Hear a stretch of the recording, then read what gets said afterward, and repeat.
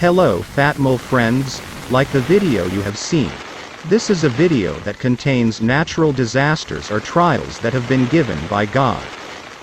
This video really makes me very scared, so I keep praying that our brothers and sisters there will be okay.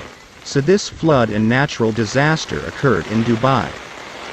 Dubai sank for the first time in this century. A very terrible storm and lightning hit Dubai and a very terrible flood drowned Dubai. I took this video from various other social media which I collected to become a narrative in my video. This is my intention. I'm just following this video so that our brothers and sisters also know that our brothers there are experiencing a disaster.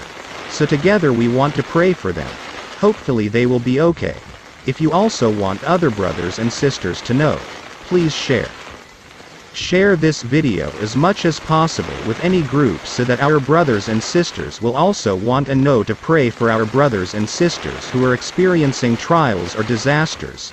Lots of houses have sunk, buildings have been destroyed and cars have been carried away by very powerful flood currents.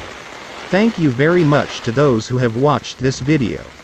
I hope you will all pray to our brothers and sisters there.